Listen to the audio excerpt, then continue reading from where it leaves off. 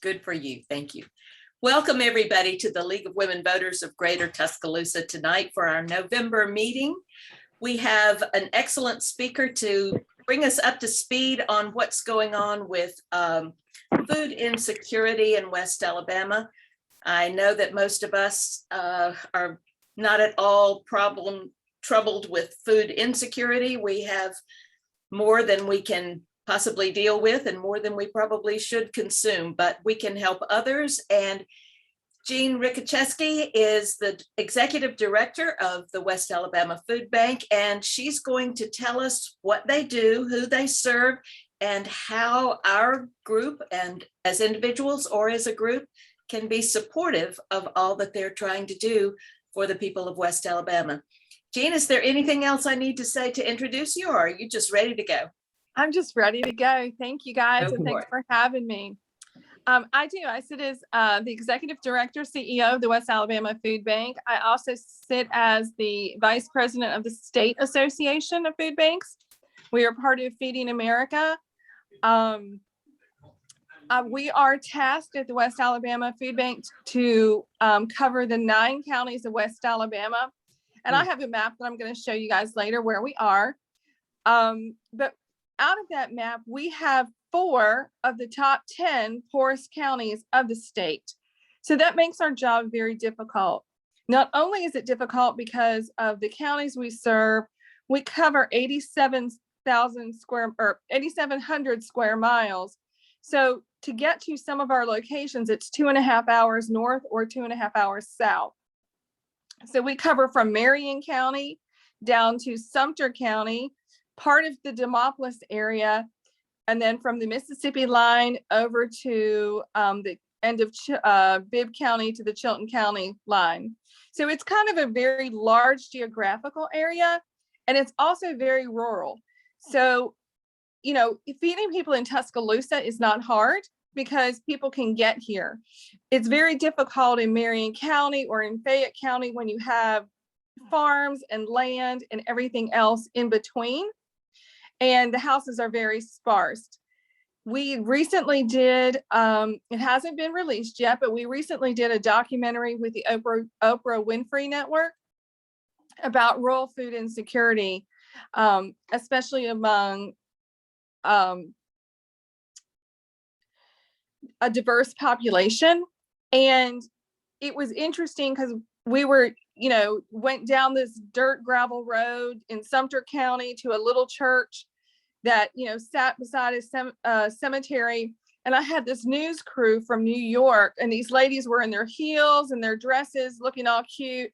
And it's June or July in the South, and the love bugs started flying. And those ladies had no idea what they were up against. And, they're like, you hand food out like this? And I'm like, absolutely, every day. And they had no idea we were going down dirt roads and gravel roads, because unfortunately in our location, we still have a lot of unpaved roads. We have a lot of areas that have no cell service. And that makes getting the food to people extremely difficult.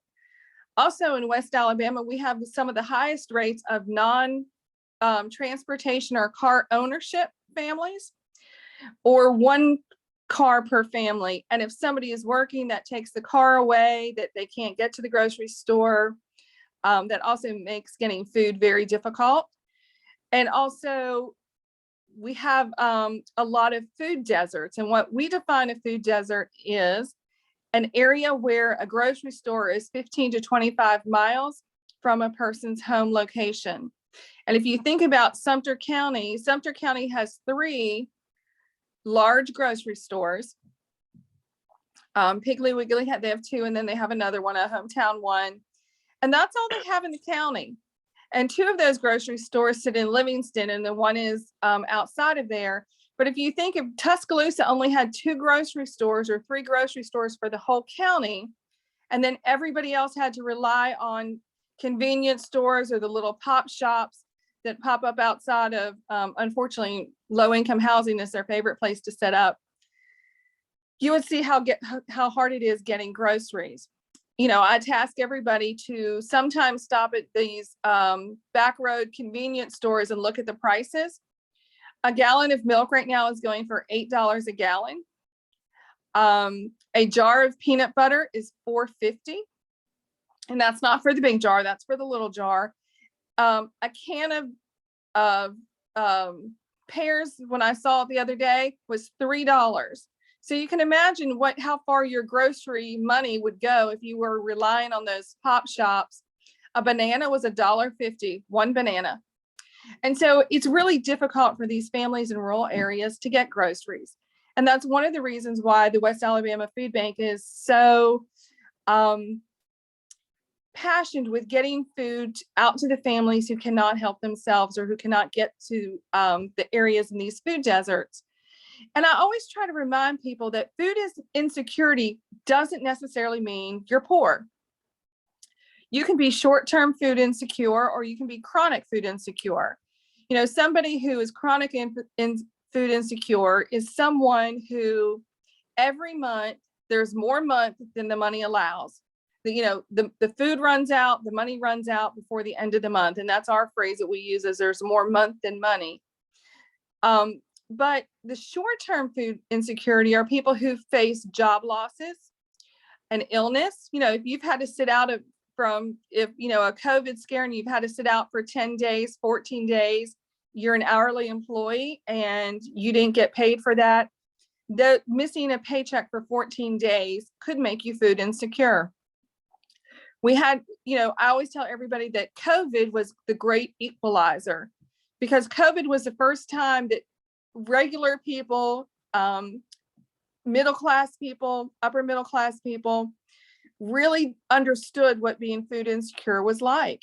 You know, all of a sudden you had two people in the household without paychecks, and unemployment doesn't start right away. And unfortunately, many people live paycheck to paycheck, and normal bills continue. You know, your car payment's going to be the same, your rent or your house payment's going to be the same, your electricity, your water. And the only thing we can ever usually play with is our food budget. And so, you know, at the West Alabama Food Bank, we, during April through June, really, we set up in our parking lot, and we were seeing about 450 cars a day getting food to those families. You know, and I had to school my staff saying, hey, just because they're driving a Mercedes or just because they're driving this car, if there's two paychecks that have stopped, you know, they don't have the money to go to the grocery store because they are going to continue. So you can't judge by what somebody's driving or where somebody lives necessarily on them being food insecure. We have an awful lot of people that come to the food bank who it is very hard for them to walk in that door. There's a shame that they feel of having to come ask for food. The other thing we find is when somebody comes and asks for food, a lot of times there's other underlying issues. And so it's a great time for us to help that person evaluate, you know, do they need help with something else? You know, are there utilities? Can we refer you to other locations to help you get your stuff back together?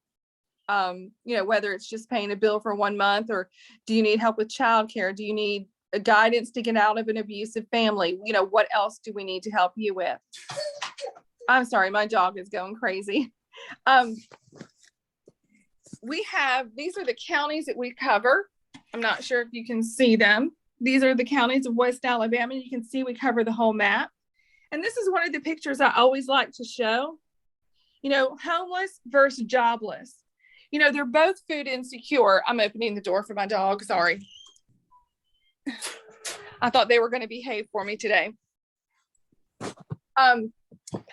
You know, jobless, you can be food insecure. Homeless, you can be food insecure. And how we react to that is very different.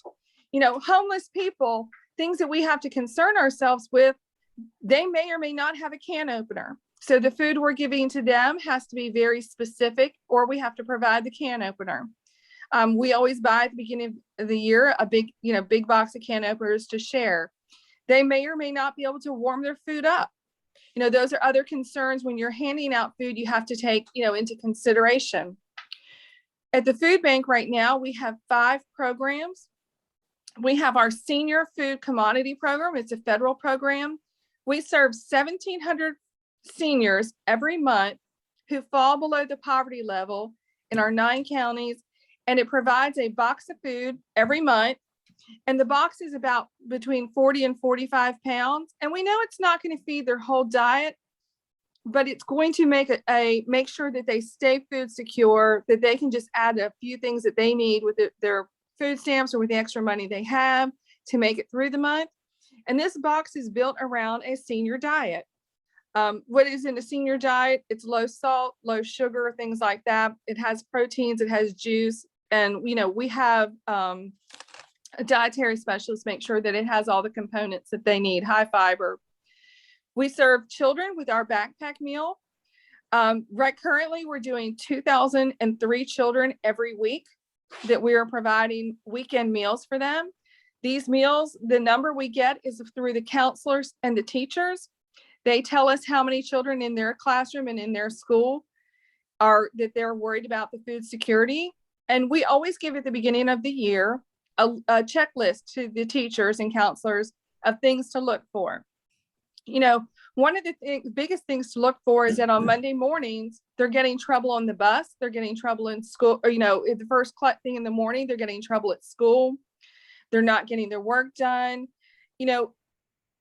Just imagine if you were a child and your last meal was on Friday afternoon, and then you got to school Monday morning. Would you really want to play nicely with your friends? Would you want to share your crayons? How well would you be willing to learn to read and write and do your math? It's always concerning to me that the first things we teach in school in the mornings is reading and math. And yet we wonder why our population is doing so poorly in reading and math. A lot of these children, one out of four of our children in Alabama are food insecure. If you think about that, that's an awful lot of hungry children, and yet we're expecting them to learn. And especially when I talk to college students, I always challenge them, just think that if you had a big test Monday morning, but your last meal was on Friday, how well would you do on that test? And yet we're expecting these children to learn and, to become grown-up citizens who have jobs, and yet we're not giving them the tools to support themselves. And to me, it's a pretty easy program. $140 feeds one child every weekend through the school year. And I used to tell my husband, I said, he and I can spend that on a nice dinner out and a bottle of wine, and to know that would feed one child for the whole school year. Sometimes he said me getting this job was the worst thing that ever happened to him because he doesn't get to eat as well. But I put things in different priorities now of what we're spending and, what it could feed somebody else. So right now we're doing the 2003, and that number will go up. We still have schools that are learning their children, and children move in and out of these schools. And we have some schools that haven't even given us their numbers yet. So we expect in January, those numbers always go higher. And those are packed every week at our food bank. And in the backpack meal, it's 2 shelf-stable milks, 2 100% juice boxes, 2 items of fruit, whether it's raisins or mandarin oranges or pears, and they're always packed in fruit juice, so we don't want to add to the sugar content. 2 meats or 2 entrees, so it could be ravioli, it could be mac and cheese. If it comes in a can, it's always going to be a pop top because we want these children to be able to eat it by themselves if they need to. You would be surprised at how many children have to hide these meals from their parents, which to me is horrifying, but it does happen. It has 2 breakfast items, and then it has 2 snacks. So they have the majority, it has enough calories that it'll sustain a 5th grader over the weekend for 2 days. So we know at least that they're getting, hopefully the parents can provide some part of nutrition to them, but if not, we know that they are food secure over the weekend. We also have what we call a mobile pantry. So that's what I was talking about in Sumter County. We take food for 150 to 175 families. Each family will get about 70 to 75 pounds of food, sometimes a little higher. And we will take it to distant locations, whether it's going to be at a church, a park, or a fire station, a library. Excuse me. We take the food and then we work with a group of volunteers to help distribute the food. On Friday, we're doing one at Bowers Park. And just to give you a kind of, tell you what the families are going to get, they're going to get 2 quarts of milk.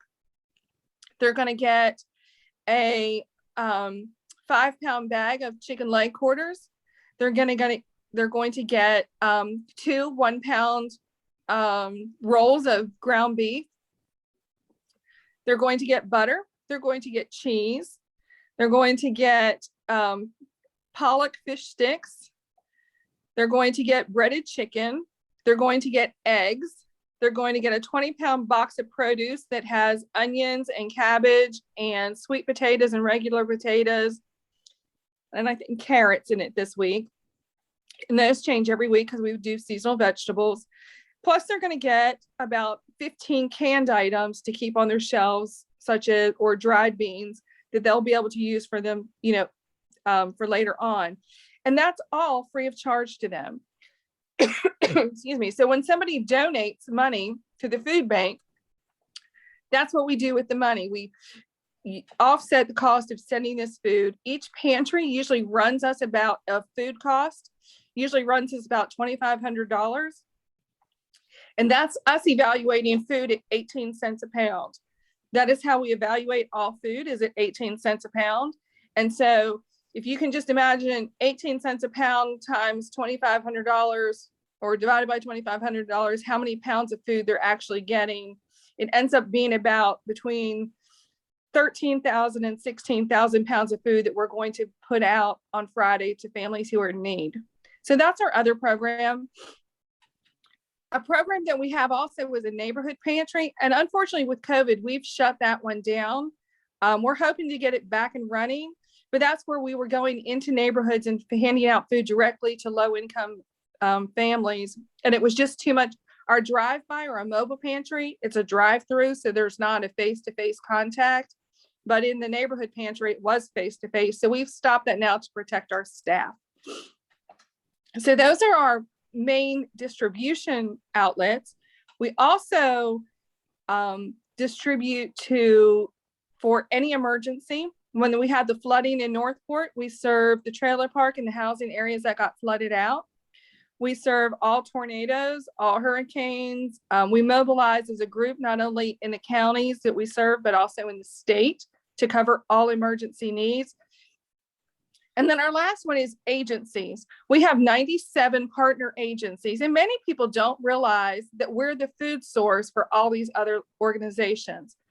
So Temporary Emergency Services, the Salvation Army, the Soup Kitchen, all the church pantries, they all get their food from us. Last year, we distributed 6.25 million pounds of food. So it was an awful lot of food that we were able to put out and get to families who are in need. I can't tell you what we're at right now because I haven't figured out those numbers, but we're probably going to be around the 5 million. It'll probably be a little less, the high, probably 5.7, 5.8 this year of food that we've distributed. We're always really excited to be part of cutting edge technology. Our volunteers check in on an app or on a smart tablet. It makes it very easy and hands-free for face-to-face contact to work to volunteer at the food bank. Some of the ways people can help us, money donations, always great. And I tell people, instead of going to the grocery store and buying peanut butter at Publix or Winn-Dixie, the same money that you would use to do that, if you would donate it to the food bank, we can buy food at the same place Winn-Dixie and Publix buys food. So, I can buy food, a truckload, tractor trailer truckload of food for about $35,000. And yet, I'm buying a case of peanut butter for $8 and $9 where you couldn't go to a store and do that. And so it's very efficient. We work directly with the manufacturers. Sometimes we do factory overruns or label changes, or sometimes they'll do us where the label's upside down and they've got to reject the whole load. So we're buying it, a can of green beans for 20 cents versus $1 because they put the labels on upside down. So we're always looking for deals like that to bring food in. We usually buy a truckload of food about every 4 to 5 weeks. A lot of people don't know we buy food at the food bank. They think it's all just donated or given. We could not put out 6 million pounds of food with just donated food, but we're always thankful for anything donated. We have a couple of different ways that we get food at the food bank.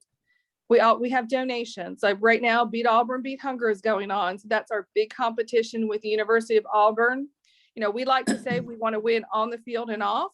So we have a competition with the University of Auburn to raise the most money and collect the most pounds of food. And we start October 1st and it runs through November 17th this year, or 18th, 17th or 18th, I can't remember. And then we'll have an official weigh-in day on the 19th and reveal who's the winner. So that's always a big drive, is to collect money and pounds of food. We also collect from the grocery stores. All the grocery stores, except for the Piggly Wigglies in town, we pick up from daily or 2 or 3 times a week. And we collect the food that either the label's been ripped a little bit or the box been crushed, or did anybody ever, wonder what they're going to do with all the Oreos that are orange and have a jack-o'-lantern face on it come December or come November? They're all going to come to the food bank. Right now, we have boxes and boxes of red, white, and blue Oreos that have flags on them. At the end of the year, we're going to have pumpkin stuff because, in the spring, they'll get rid of everything that's pumpkin flavored. So when the grocery stores change their shelves, they send the extra food to us. And that's a great way for us to get food. It's a way that otherwise used to go in the trash. We get food from the grocery stores when it's short dated. They're going to pull something if the shelf life is less than 3 months, they're not going to keep it on their shelf. And also, if a box changes its size, if it was an extra 2 ounces, so you get a 16-ounce box instead of the 14-ounce box, when that promotion ends, all those boxes come to us. So that's another great way we get food.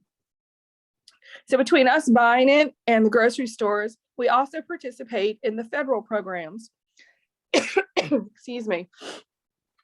The federal program. So we have the CFSP, which is the Senior Commodity Box. We do TFAP, which is Temporary Emergency Assistance for families. We do TANF, which is for families in the household under the age of 18. We do CARES, which is money that was provided by the government to provide help during COVID.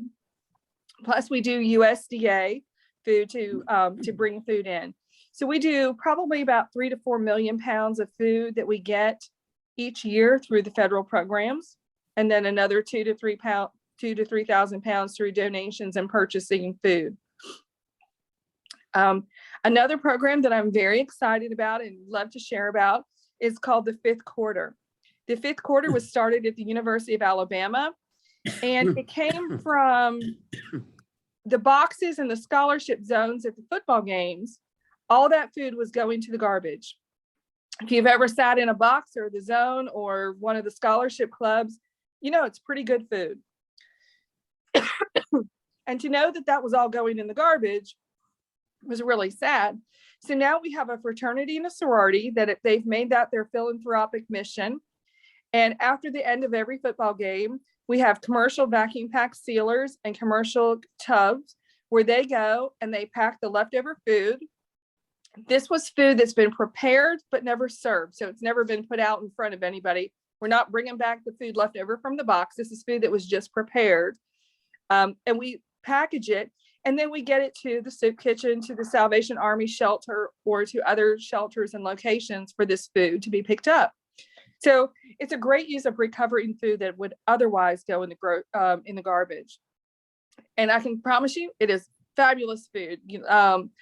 Last game, I think we had shrimp primavera, smoked pork chops, and some country club squash casserole were just three of the items that I saw. But we were able to get that out to families and into people who are homeless and in need. So that's always, something we're very proud of. Like I said, the University of Alabama started it 3 years ago. The SEC adopted it. And so any of the schools that could adopt it and that had the sorority and fraternity that were willing, they've added it. We've now added the ACC schools, as well as we've added the Miami Heat, the Memphis Grizzlies, and Spurs, and one other professional team have also come to us to watch how we do it. So they're now also recovering food. We're not packing the hot dogs. We're not getting the popcorn. We're only getting the high dollar, very nutritious food that we're able to get out to other families. So that's really exciting. The food bank is always looking for new programs. A program that we ran before COVID that we can't run right now, but we hope to get running again, was called a food pharmacy. It was a grant that I wrote with a conjunction with the American Heart Association.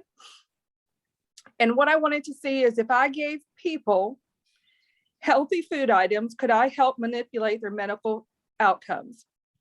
So we picked 5 outcomes. We targeted diabetes, high blood pressure, cholesterol, weight, and then also AIDS or HIV or any of those complications. And what we did is we had doctors write prescriptions, and then we gave free food to those who had the prescriptions every other week. But we concentrated on giving healthy items, a lot of fresh produce, brown rice instead of white rice, whole wheat pasta, fruits packed in fruit juice, canned vegetables packed in with no salt. So items like that. And what we were really excited to share is that we could, we really had a very positive medical outcome. And had COVID not shut it down, we think it would have been a very successful continuing program. As soon as we get the okay, we hope to restart this program again. Some exciting news that I'm going to share that not a lot of people know, but in January of 2023, the food bank will be moving. We are in the process of purchasing a new building. We've outgrown where we are. There's some things that I want at the food bank that I can't have because we're limited to the space that we have. I would like a teaching kitchen. We're now in our 3rd generation of children who don't know how to cook. We've taken home ec out of the schools. A lot of parents, if they can't pop it in a microwave or they can't run through a drive-through, they're not feeding their children. So I want to be able to teach people how to cook with the food we give them. I want to show them that, one green bean isn't bad because it has a little spot on it. You can cut that out and use the rest of it. But I also want to teach them how to can vegetables or how to freeze vegetables to put up for themselves. I'm a firm believer. I grew up in Lancaster County, Pennsylvania. I grew up around the Amish in the farming community. And I really think that self-sustaining yourself and having your own garden and being able to put vegetables up and meats up and things like that is really a healthy system for us. And I think it's something that a lot of people need to go back to, whether it's just having a container garden and having a tomato or a pepper or having a full-fledged garden. That's a skill that we're losing, and it's a skill that I really want to bring back. Also at our new location, we're going to have a food pharmacy. We're going to have a location. We're going to work with local doctors and doctors in surrounding counties that they will be able to write the prescription. If they have a child that they're worried about that isn't getting enough food, we want to be able to give that mother a prescription to get food for herself and for the child and for that family, so that the children aren't we're not having to provide the weekend meals, that we can help them out all the time. The other thing most people don't know, because we're all in Tuscaloosa County, and Tuscaloosa County schools are awesome and Tuscaloosa City schools are awesome. But in our other 8 counties, we provide the summer meals. So we provided over 100,000 pounds of food this summer and during COVID when the children are out of school. When they're in school, I can get the backpack meals and they're being fed breakfast and lunch. But what happens to them when the school is out? And those parents don't have the money to feed the children, and they're relying on the schools picking up breakfast and lunch. So we have set up, we had 43 locations where the children could come and get breakfast and lunch all summer long. And so that's another way that we're able to help families make ends meet. I'm trying to think if I've forgotten anything. Oh, ways you can volunteer. So those we have, like I said, the 1,700 senior boxes have to be packed every month. We do that at the beginning of every month. Right now we're setting up to pack the November boxes.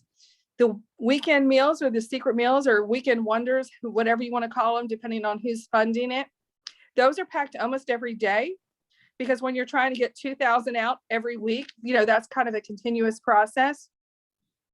We also have people we need to be our salvage people that go through the food that's collected from the grocery stores and from the food drives, because we inspect all that food. We have recall lists. We don't want to give anything to anybody that's been on a recall list. But if the box of cereal is open, but the bag inside is still good, we want to be able to tape that box up and make it look as presentable as we can. So we need people to help do that. Then we also, for our agencies, we have a mobile market that is set up like a grocery store. So if you're an agency, you can come to our grocery store and get food for your program. Like I said, it's just like a grocery store, and depending if you're dealing with your church or you're dealing with a pregnant women's shelter or a women's abuse shelter, or you're dealing with a arts and autism. So you want to make sure that the food that you have doesn't have certain dyes in it or certain chemicals. It's a self-choice. You get to come and you get to choose what you want to take back to your location. So we always need people who always dreamed of working in a grocery store to come help us put things on the shelves. We take volunteers in groups. We take volunteers who are individuals. We usually try to, with COVID right now, stay under 20 so we can separate them out. And especially when we're doing our large group packings, we can separate them out. But if you have an hour and you feel like coming and visiting and doing something, we would love to have you. We have two ways to volunteer. It's volunteer@westalabamafoodbank.org. And you can email Beth and tell her that you would like to come volunteer. Or if you want to do a group, it's outreach@westalabamafoodbank.org. And that's where our large groups set up their volunteer activities. So, the ways to become involved, help spread the word, tell people what we do and who we are. It's amazing. If you need us, you know who we are. But if you don't need us, a lot of people don't know who we are. That's kind of my biggest goal right now, is to share who we are and what we do. I've been at the food bank, it'll be 6 years in December. And I'm really sad to tell you that before that, I had no idea we had a food bank in Tuscaloosa. And I was in the nonprofit world for a while. And to not know that, it was kind of, I realized something was wrong, that we weren't doing a very good PR campaign if people didn't know where we were or what we did. So share what we do, share how many people we feed. We feed over 65,000 people every single year, 6 million pounds. Some, like I said, are chronic. We're feeding them monthly or weekly. And some it's just, we'll feed them one time and never see them again. It's amazing the stories we have. It's amazing the families that we touch. I always tell every new employee that, you can't be here just for the dollars, because first, it's nonprofit. Nonprofit doesn't pay really well, but at least in my opinion, if you're doing your nonprofit right, it doesn't pay very well, because we want to make sure, at least in our food bank, if you donate $1, 96 cents out of that dollar is going to feed somebody. It's not going for the overhead or my salary or anybody else's salary. That's not what it's. When I donate money, I want it to do what I want it to do. I don't want to pay for everything else. I want it to help somebody. So the food bank, that's very important to us. That's part of our mission. That's one of the things we're very adamant about, that we're, not using donated dollars to pay our salaries. But you have to have a compassion. You have to be able to have somebody cry on your shoulder and be okay with it. because a lot of the stories that come in are heartbreaking. We also work with rescue sites. We have dog food and cat food. So we work with the shelters who are taking in these stray animals and dogs. We also provide, exotic animals. Sometimes there was a turtle that got hit and they were super gluing the turtle shell back together, and they needed lettuce and things like that to feed the turtle. So, we get these really random calls sometimes to help feed animals. And then any food or produce that's bad, we get it out to, hog farmers or cow farmers so that it doesn't go into the garbage can. It doesn't go into the waste. If we can't feed people with it, we want to feed animals with it. One of the other programs we're really excited to partner with is the Forever Home Partner. And that's a program where, elderly people who don't have companions, but their dog or their cat is their life, but they can't afford to feed themselves. So they take their own food to try to keep their pet fed. And so we provide cat food and dog food and litter food, litter and things like that, so that these families can keep their forever pet, in their forever home. And, people aren't having to make the decision of, do I need to get rid of my dog or a cat because I can't afford it? So that's one of the other programs. I can honestly tell you it's the best job I've ever had in my life. I never get bored. And it is, if I ever get bored, I just create a new program. So that's always really fun for me. And, it's something where every day, you've made a difference in somebody's life. When you put your head on the pillow that, you made somebody's life just a little bit better. And it's really contagious. I mean, we have staff members who come who they weren't sure whether they have liked it. And, they'll tell you it's their favorite job they've ever had because of the difference that you make every day. So I guess I'm going to open it up to questions. If anybody has them, how do you know? I don't know how you normally do that, but I'd love to answer any questions anybody has. Wave hands or type it in the chat box and I'll look at it. I have one in the chat box for you. Just was, how many staff members do you have and how many volunteers do you run? So we have 13 staff members and 2 are part-time. So we have 11 full-time staff members and 2 part-time staff members. And we usually have over 8,000 volunteers a year. Wow.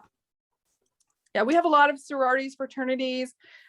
We have some community service people, and a lot of professors assign the food bank as a project to have them come or to have them participate or to create an app or to create a program as part of their class.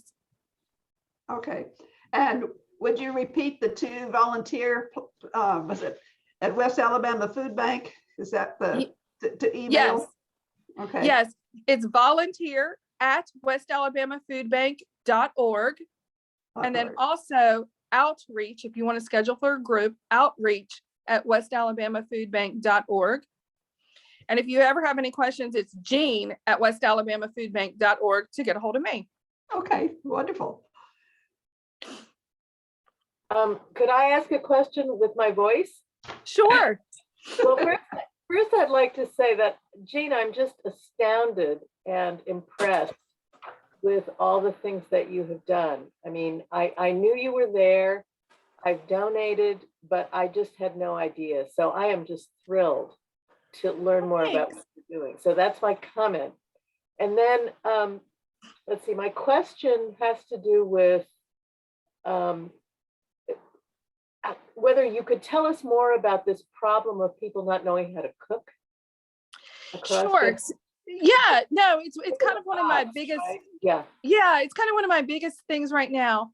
So we have one grandmother, she's 81, and she is caring for 4 grandchildren. Oh. They're all under 5th grade and under. So, I'm just imagining myself, and I'm getting close to the 60 age range. I'm thinking of myself, if I was having to care for, 4 children and help them get their homework done and get them bathed and getting all that, I'm not worried about teaching them how to cook. I'm just making sure that I can get food on the table. And so, when I grew up, I cooked with my mother, I cooked with my grandmother, I cooked with my neighbors, I learned how to bake, I learned how to can, I learned how to freeze. that was part of my growing up. We've taken home ec out of the schools. That's not when I was in school, you had to take home ec. I learned how to sew. I learned how to cook. I learned how to do all those things, how to measure, I know the conversion between cups and pints and quarts. They're not taught that anymore. And so, they see one item. We've had people, I had a staff member who we had in our produce boxes, we had red cabbage. They had never seen red cabbage before, or purple cabbage, and they didn't know what it was and didn't know how to use it. And so those are kind of the things in the teaching kitchen. We can bring people in. We're going to work with the University of Alabama, their nutrition department, and they're actually going to come in. Our facility will have a real kitchen in it. And we will be able to bring people in. We'll be able to show them how to make a recipe. We will give them the recipe, and then we will send the ingredients home with them. So we've worked with, a couple of different people. We've had a few chefs reach out that they would like to participate as well, where they would like to host these teaching things. We have one lady who, she's big into Instapot. She's an Instapot cooker.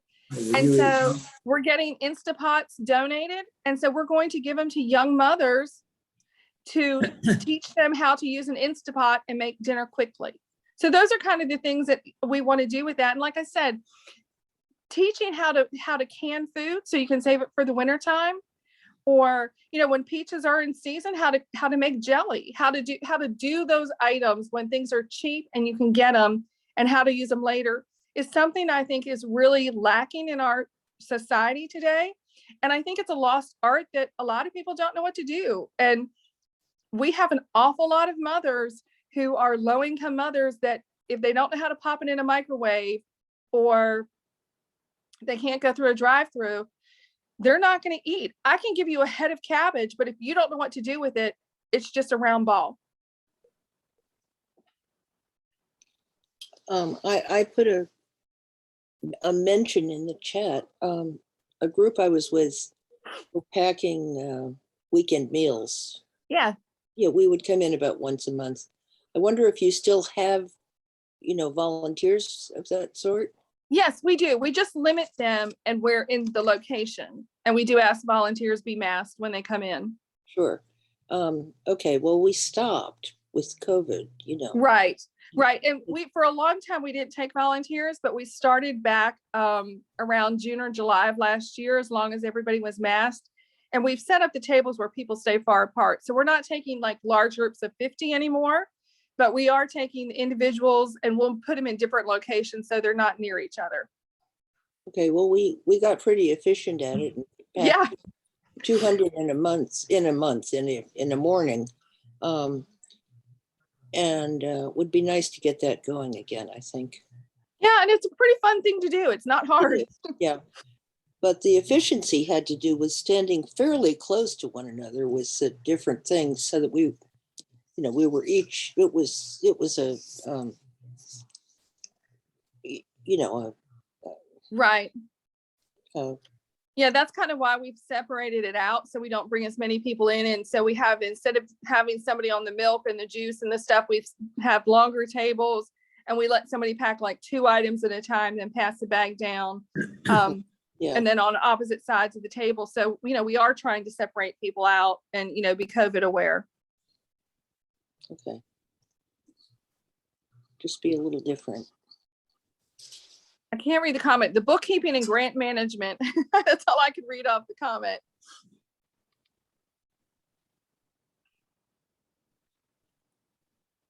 Let's see. Jean, are people still coming directly to the food bank to pick up food? I know for a while in COVID, you would drive by and there are these huge lines of cars, and you can't use that parking lot anymore because it's not a parking lot anymore. No, and it's very difficult to get in and out of right now, especially around lunchtime or dinner time. No, we aren't having people, we don't turn somebody away. If they come to the food bank and they ask for food, we will serve them. But we aren't doing the large distributions in our area now. What we are doing is doing our mobile pantries like we're doing in Bowers Park. One of the reasons that we had to do it in our parking lot is because we were feeding so many people at one time. And even the city of Northport said, well, why can't you take it to Kentuck? Well, I can't take all that frozen food and all the milk and the stuff and keep it on trucks. I didn't have the available trucks to keep the cooked food cold, and I couldn't take it, out in the heat.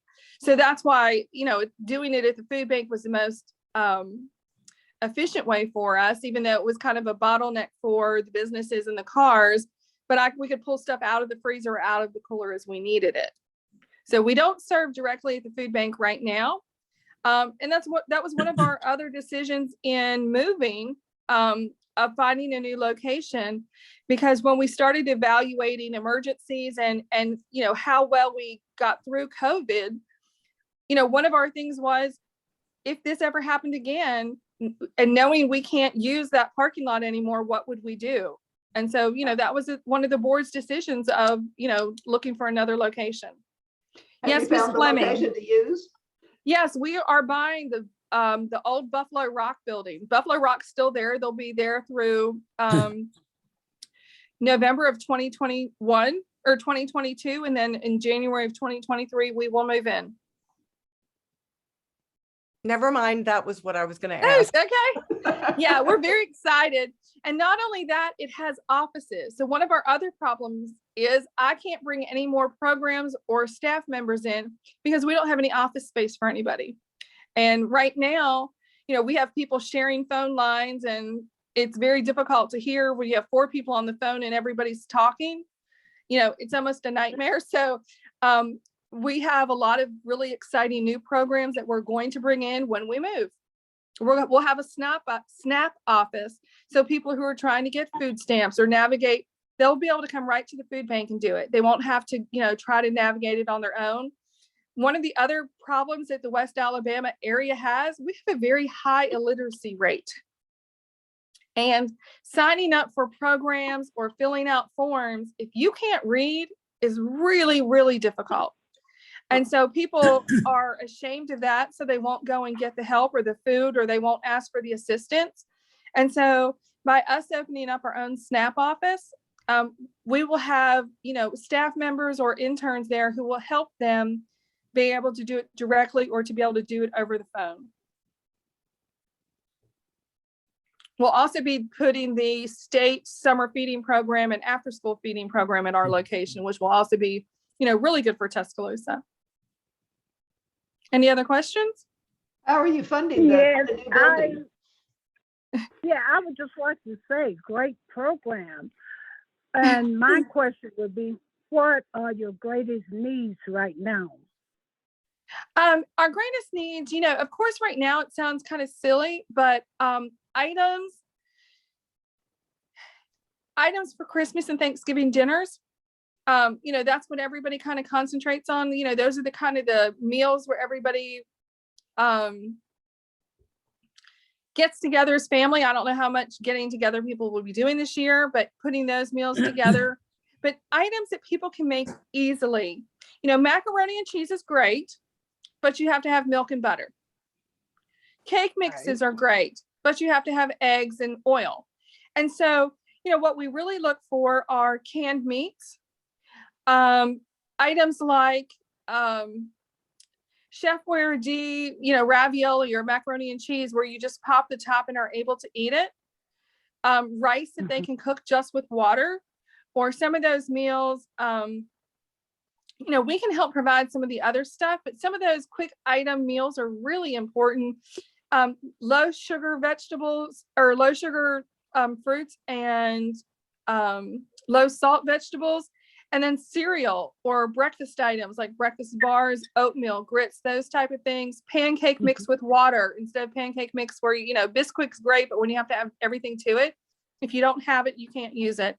So those are the items that we like to have. Tuna, canned chicken, canned hams, things like that. Very good. Jean, Yes, sir. Yeah, thanks so much for joining us today. Oh, thank and you. for the work you do.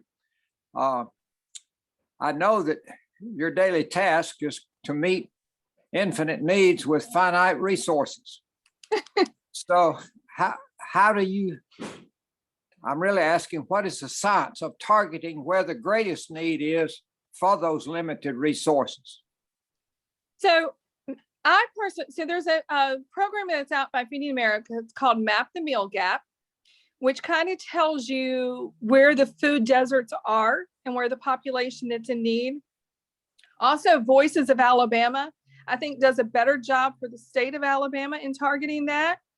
And then, our largest concerns are children and seniors, because they have the children can't advocate for themselves or in the household of their parents. And then seniors, a lot of seniors are living on fixed incomes. And so when power bills go up and electricity bills go up and everything, gas prices are going up, that limits what they can spend on their food, because we're just not getting extra money. And so, if you're having to spend an additional $25 at the grocery store a week, which is really minimal, you may or may not have that. So right now, our largest concern are our children, to make sure they stay food insecure, to give them a chance for a better future so they can be everything they can be in the future. And then our seniors, to make sure that they're not having to choose between buying their medication or paying the light bills or freezing in the wintertime because they can't afford to turn the heat up. So those are our biggest concerns right now going into the winter. One of our highest need months, and nobody ever believes me until they start working at the food bank, and then they're there and then they're like, oh, you were right. I was like, yeah, is really January and February. And that's because a lot of families have overspent at Christmas and then all the bills come in. And so February is usually our hardest hit month for walk-in help or walk-in food needs. Then in June, when school gets out and the families are hit, with having to pick up all the meals for their children, everybody thinks it would be Christmas and Thanksgiving. Yes, those are busy times, but the individual need for people is usually in February and June. Anything else? Thank you so much. Thank you. I'll try to Like I do said, if more. you have any questions, I'll be, shoot me an email. I'll be glad to answer it. If you want to volunteer, we'd glad to have you. And like I said, donating money, we try to do a really strict job with making sure that we're buying food or feeding families directly or putting it towards our children or our seniors. The weekend meal for a child is $4 for the weekend. We can buy all the food and pack it for them for $4, which, I think that's a pretty, easy ask for somebody to, donate $4 for somebody to make sure a child eats all weekend. And so, we always like that, but we also like the buy one, get one free at Publix. And if you don't need the second one, bring it to us. And if you have a garden, and you have a bumper crop of tomatoes or cucumbers, bring the extra to us because we'll get it out to families the very next day. Jean, I was going to say, I have a community garden plot in Yes, ma'am. Sokol Park North. And Yeah. so I just harvested my lettuces for my salad tonight and peppers and things. But what I wanted to say was that I noticed that there are apparently lots of gardeners who just let their okra rot. And it just breaks my heart every time I drive around there and see all this okra that was never harvested for whatever reason. And so I don't know, I'm in touch with some of the gardeners, but I could try to find out more about a way of having people, make sure they know that they could donate the stuff they're not eating. Right. Yeah. If, and they can, we can weigh it and they can claim full market value for if they want to take that as a tax credit. We give full market value for food. It's under the Good Samaritans Food Act where we can do that. But also we get calls from farmers because of whatever reason they have a crop that's going to sit and not be used. And we actually have a group of gleaners who will go in and harvest for us. And I hope at our new location, we're going to have a community garden and community garden plots because we will have 3 acres that are not being used and that are right now just land that we hope to be able to build a pavilion on and then put community gardens out there. So like I said, I have lots of ideas. I'm just kind of stuck where I'm at right now until I can move. Thank you so much. We've hit our 6 o'clock Okay. time, and we keep promising to cut off when Only we're be at supposed 6. to. Okay. Jean, thank you so much. And we will have this recorded. It'll be on our YouTube channel.